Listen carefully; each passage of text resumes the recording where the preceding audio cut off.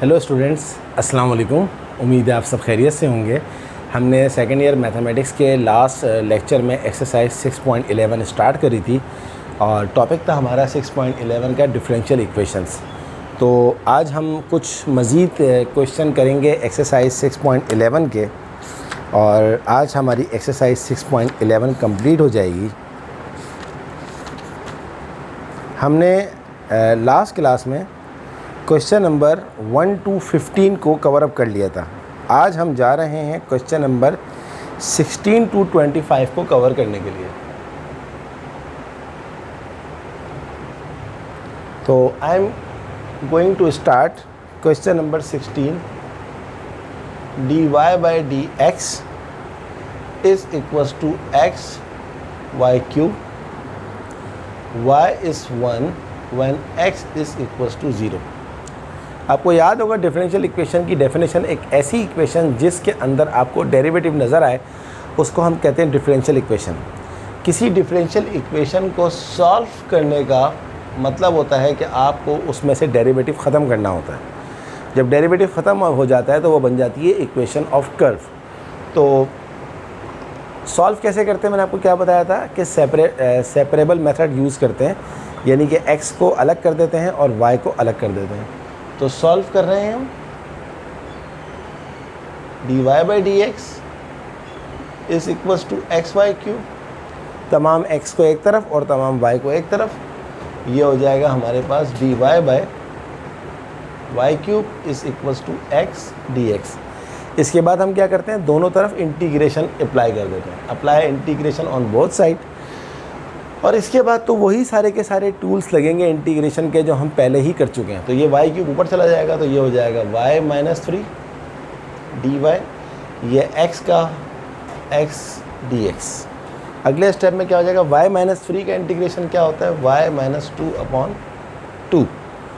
और x का क्या होता है, x स्क्वायर अपॉन 2 प्लस आ जाएगा c कांस्टेंट। ये हमारे पास इंटीग्रेशन हो गई है।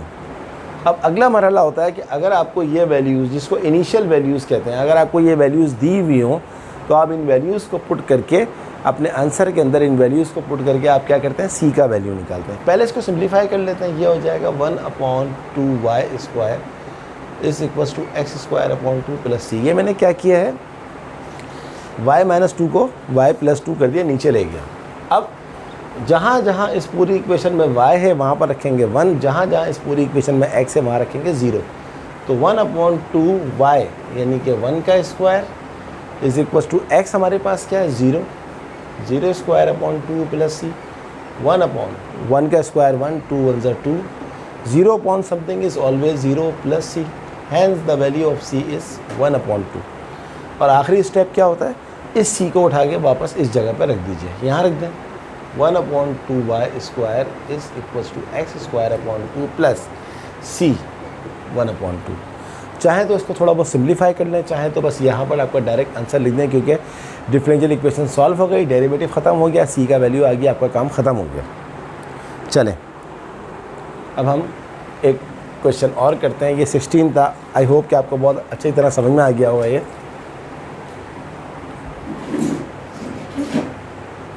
तो 16 से लेकर 25 तक यही सारे के सारे आपको सवाल मिलेंगे और इंटीग्रेशन के वही टूल्स यूज़ होंगे जो आप पहले कर चुके हैं।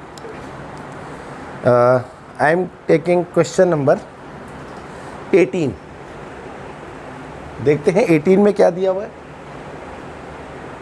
dy by dx is equals to cosec 2y into cos x, जबकि y दिया हुआ है पाई और x दिया हुआ है 0। वही काम कि सारे x एक तरफ और सारे y एक तरफ। dy अपॉन ये cosec 2y है, ये नीचे आ जाएगा तो ये डिवाइड हो जाएगा। cos x और dx को वहाँ ले जाएं, dx। यहाँ तक हम पहुँच गए। अब हम जानते हैं कि कॉसेक का उल्टा या कॉसेक का रेसिप्रोकल क्या होता है, साइन। तो कॉसेक अपॉन में कॉसेक 2y लिखा हुआ है तो ये हो जाएगा sine 2y dy integrate cos x dx। Sine का इंटीग्रेशन क्या होता है? Minus cos. तो साइन 2y का क्या हो जाएगा? Minus cos 2y upon 2 is equals to cos x का क्या होता है? Sine x plus C. अच्छा, मैं इस साइड पे प्लस सी कर रहा हूँ, आप उस साइड पे प्लस सी कर रहे हैं, किसी एक साइड पे प्लस सी कर लें, आपका काम ख़त्म हो जाएगा। तो माइनस कॉस 2y, y यहाँ पर आपको क्या दिया हुआ है? 2π upon 2 is equals to sine x। x आपको क्या दिया हुआ है? 0 प्लस सी। अब cos 2π क्या होता है? cos 360 degree. cos 360 डिग्री क्या होता है? 1 होता है, ये आपको याद रखना है। तो cos 2π क्या हो गया? 1, तो ये हो गया -1 अपॉन 2। साइन 0 क्या होता है? 0 प्लस सी, तो -1 अपॉन 2 इज इक्वल्स टू सी। सी का वैल्यू -1 अपॉन 2 आ गया, उठा के इधर पुट करते हैं, minus cos 2y upon 2 is equals to sine x। C कितना है? -1 अपॉन 2। ये हमारे पास आंसर आई। So this is the answer of question number 18। Differential equation solve हो गई। सॉल्व का मतलब है डेरिवेटिव ख़त्म हो गया। सी का वैल्यू निकालना पड़ेगा क्योंकि आपको वैल्यूज़ दी हुई हैं। नहीं दी हुई होती वैल्यूज़ तो आप डायरेक्ट प्लस से लेते थे, जैसे हमने क्वेश्चन नंबर 8 to 15 में किया था। Next question,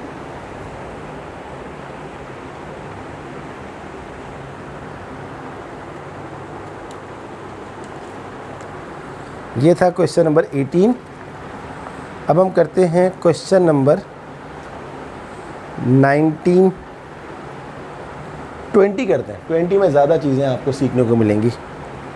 dr upon dr by D S is equals to r square plus 1 का रूट 2s प्लस 3 का root upon r of 11 is equals to root 3। अब ये r और s की फॉर्म में क्वेश्चन है, तो सारे r को एक तरफ कर लें और सारे s को एक तरफ कर लें। ये हो जाएगा dr बाय, ये नीचे आ जाएगा r स्क्वायर प्लस 1 का रूट इज इक्वल्स टू, बल्कि ये वाला r डिवाइड हो रहा है तो ये r वहाँ चला जाएगा। तो ये हो जाएगा हमारे पास r dr upon r square plus 1 का रूट, और ये हमारे पास है 2s प्लस 3 का रूट, और ds वहाँ चला जाएगा तो ds। अब हम करेंगे दोनों तरफ इंटीग्रेशन। तो इंटीग्रेट r स्क्वायर प्लस 1 की पावर, ये प्लस हाफ है, ऊपर जाके क्या हो जाएगा? माइनस हाफ, और ये जो r dr लिखा हुआ है इसको ऐसे लिख दें, is equals to integrate 2s plus 3 की पावर हाफ ds। अब यहाँ से आगे क्या करना है ये तो आप बहुत ही अच्छी तरह जानते हैं। फंक्शन क्या है? r square plus 1। फंक्शन का डेरिवेटिव r स्क्वायर प्लस 1 का डेरिवेटिव क्या होगा? 2r। तो r मौजूद है, 2 से मल्टीप्लाई करते हैं, 2 से डिवाइड कर दें। जब किसी फंक्शन का डेरिवेटिव मौजूद होता है तो उसकी पावर के अंदर 1 ऐड करते हैं, r स्क्वायर प्लस 1। तो -1/2 में 1 ऐड करेंगे तो क्या हो जाएगा? +1/2, और +1/2 नीचे भी लिखेंगे तो उल्टा हो गया 2 हो जाएगा। तो मैंने डायरेक्ट कर दिया, इज इक्वल्स टू, ये लिखा हुआ है हमारे पास 2s प्लस 3। इसका डेरिवेटिव क्या है? 2 मौजूद नहीं है तो 2 से मल्टीप्लाई करें और 2 से डिवाइड कर दें। सही है जनाब। तो ये हो जाएगा 1/2 2s प्लस 3 की पावर 1/2 प्लस 1 क्या होता है? 3/2। 3/2 ऊपर भी आया, 3/2 नीचे भी आया, तो नीचे आने के उल्टा हो जाएगा, ये हो जाएगा 2/3। ये देखें, ये 2 से 2 काट दें, ये 2 से 2 काट दें, प्लस सी लिखना नहीं भूलेंगे। क्या बाकी बचा? r स्क्वायर प्लस 1 की power half is equals to 2s plus 3 की पावर 3/2 प्लस c। अब आपको c का वैल्यू निकालना है। ये लिखा हुआ है r of 11 is equal to root 3। तो ये आपको असल में दिया हुआ है s, ये ऐसा ही है। y of something is equal to root 3, तो हम बोलते थे ये x है। अब ये x नहीं है बल्कि s है, क्योंकि सवाल s की फॉर्म में है। तो हमारे को यहाँ पर s दिया हुआ है 11 और r क्या है? रूट 3। अब जहाँ जहाँ आपको s नज़र आ रहा है वहाँ पर आप 11 पुट कर दें, जहाँ जहाँ आपको r नज़र आ रहा है वहाँ पर आप √3 पुट कर दें। तो r स्क्वायर यानी कि √3 स्क्वायर प्लस 1 की power half is equals to 2s। s कितना है आपके पास 11 प्लस 3 की पावर 3/2 प्लस c। तो √3 का स्क्वायर क्या होता है, √3 से स्क्वायर कट गया तो 3 आ गया, 3 प्लस 1 हो गया 4, 4 की पावर 1/2, 11 2 ज़ा 22, 22 प्लस 3 क्या होता है 25, 25 की पावर 3/2 प्लस c। 4 क्या होता है 2 का स्क्वायर, स्क्वायर से 2 कट गया तो यहाँ खाली 2 बचेगा। 25 क्या होता है 5 का स्क्वायर, स्क्वायर से स्क्वायर कट गया, 5 का क्यूब होता है 125 प्लस c। 125 को उधर ले जाएं तो ये हो जाएगा -123 प्लस c। अब आप इसको अपने सवाल के अंदर जहाँ जहाँ इस जगह पर आपको c नज़र आ रहा है, बल्कि एक ही जगह नज़र आ रहा है, r² प्लस 1 का power 1/2 is equals to 2s plus 3 की पावर 3/2। c का वैल्यू कितना आया -123। This is your final answer. तो ये था क्वेश्चन नंबर आपका 20। डिफरेंशियल इक्वेशन सॉल्व हो गई, डेरिवेटिव ख़त्म हो गया, कांस्टेंट c का वैल्यू आ गया, काम ख़त्म हो गया। चलें एक और क्वेश्चन करते हैं इसी एक्सरसाइज 6.11 का। इसको मैं रब कर रहा हूँ।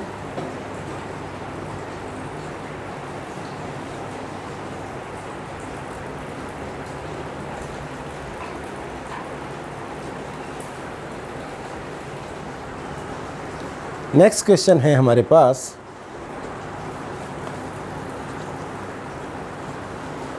ये था क्वेश्चन नंबर 20। अब मैं ले रहा हूँ क्वेश्चन नंबर 23। 23 में क्या है du by dv is equals to uv का रूट, और u हमें दिया हुआ है 100 और v हमें दिया हुआ है 9। बहुत आसान है। सबसे पहले हम एक काम करेंगे,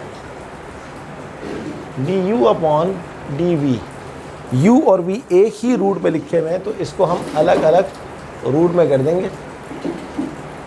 अब हम क्या करेंगे, du अपॉन u का रूट, v का रूट, dv। इंटीग्रेट इसको उठा के ऊपर ले जाएं, ये हो जाएगा u का पावर -12 du, इंटीग्रेट ये हो जाएगा v का पावर हाफ dv। u की पावर -12 की इंटीग्रेशन क्या होगी, u की पावर -12 प्लस 1, तो ये हो जाएगा प्लस हाफ नीचे भी आएगा, उल्टा हो जाएगा 2। v का पावर क्या हो जाएगा हाफ प्लस 1 यानी कि 3/2, मल्टीप्लाई अपॉन में आ जाएगा 3/2 तो उल्टा हो जाएगा 2/3 प्लस c। सो 2 u half v 3/2 into 2/3 plus c। अब आपको c का वैल्यू निकालना है। जहाँ जहाँ आपको u नज़र आ रहा है वहाँ पुट कर दें 100, तो ये आ गया 100 अपॉन पावर 1/2। v कितना है 9, तो ये हो गया 3/2 2/3 प्लस c। 100 का पावर हाफ क्या होता है 100 का स्क्वायर रूट यानी कि 10, डॉट मीन्स मल्टीप्लाई। 9 क्या होता है 3 का स्क्वायर, ये वाले स्क्वायर से स्क्वायर कट गया, 3 का क्यूब क्या होता है 27। 10 2 ज़ा 20 होता है, 3 1 ज़ा 3, 3 9 ज़ा 27, 9 2 ज़ा 18 plus c। 20 minus 18 is equals to c। c is equals to आपके पास आ गया 2। अब इसके अंदर सवाल में इस जगह पर जो आपका आया था u की power half is equals to v की पावर 3/2 2/3। इसको थोड़ा सफाई से लिखते हैं, 2u की power half is equals to 2/3 पहले लिख लें। यूजुअली कांस्टेंट पहले लिखा जाता है। c कितना आ रहा है प्लस c कितना आ रहा है +2। ये हमारा आ गया answer. So I hope you understand this question number 23। बहुत इजी सवाल है, बहुत ही इजी टॉपिक है डिफरेंशियल इक्वेशन, एग्जाम में आता है, तो आप बिल्कुल भी मिस नहीं करिएगा इसको। इसीलिए आज के लेक्चर को हमने एक और लेक्चर दिया है, इसीलिए कि आपको ज़्यादा से ज़्यादा क्वेश्चन करवा दूं कि एग्ज़ाम में आए तो आप मिस ना करें। चलिए जनाब नेक्स्ट क्वेश्चन करते हैं।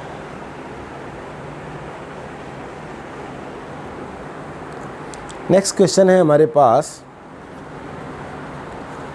Question number 24। dw upon dz is equals to wz minus 2w minus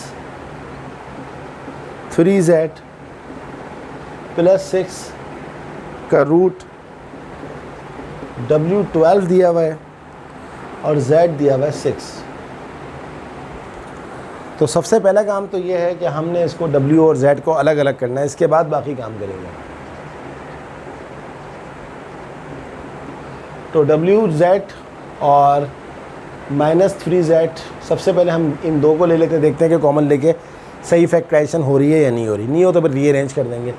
यहाँ से अगर मैं w कॉमन ले लूँ तो ये बचेगा मेरे पास z -2, और यहाँ से अगर मैं -3 कॉमन ले लूँ तो ये हो जाएगा z -2। यस, फैक्टराइजेशन हमारी 100% सही हो गई। अगर सही ना हो तो फिर रीअरेंज करके करना पड़ता है। dw upon dz is equals to, तो z -2 z -3, तो dw अलग अलग रूट लगा दिए। बल्कि एक काम करता हूँ, आप कंफ्यूज ना हो जाएं, उससे बचने के लिए ये हमने एक ही रूट में रख दिया। अब हम अलग अलग रूट में रख देंगे। dw upon dz is equals to z -2 का रूट और z -2 और w -3। z -2 कॉमन थे और w -3।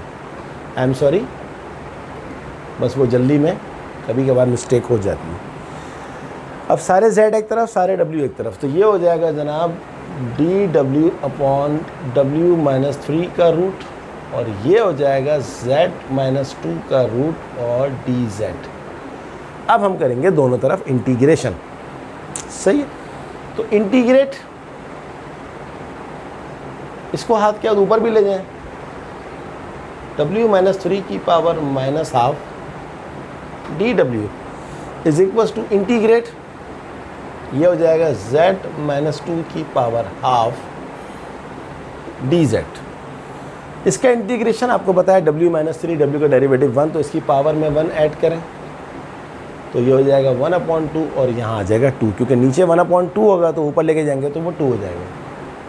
सिमिलरली z -2 की पावर ये हो जाएगी 1/2 + 1, 3/2, और नीचे वाला उल्टा होगा तो 2/3 + c।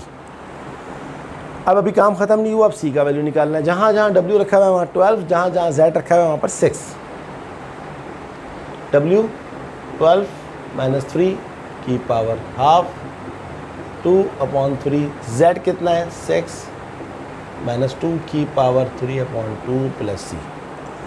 अब मैं डायरेक्ट करूँगा 12 - 3 9 होता है, 9 की पावर 1/2 3 होता है, वो 3 2 से मल्टीप्लाई हो जाएगा 6। इस लेवल पे इतना तो डायरेक्ट बनता ही है।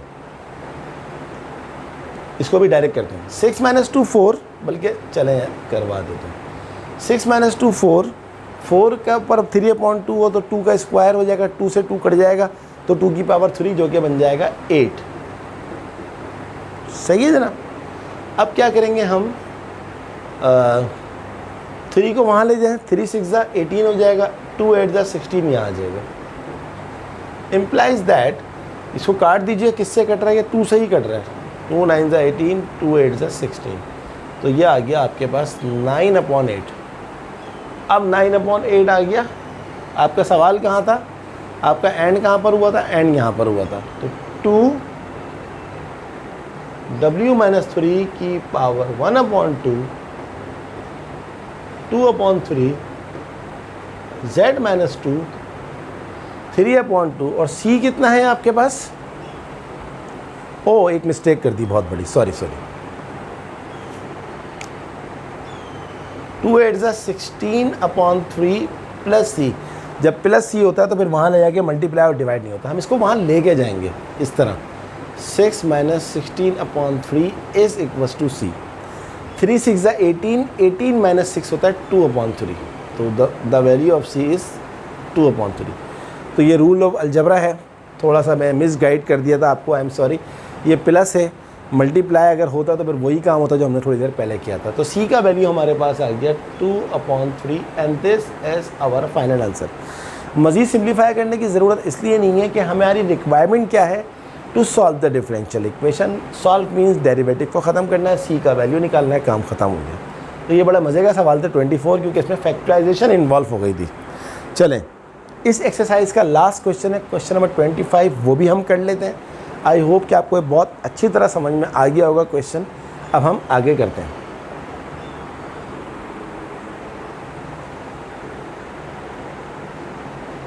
सी last question of this exercise 6.11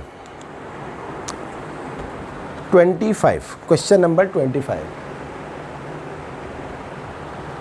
क्या है जनाब? क्वेश्चन नंबर 25, 2 + 2y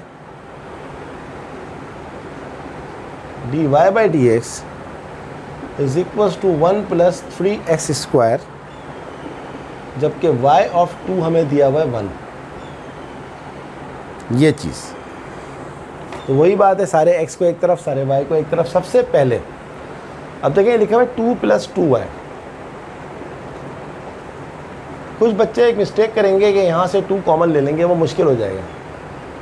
2 को वहाँ ले जाएं तो ये -2 हो जाएगा, -2 + 1 + 3x², 3x²।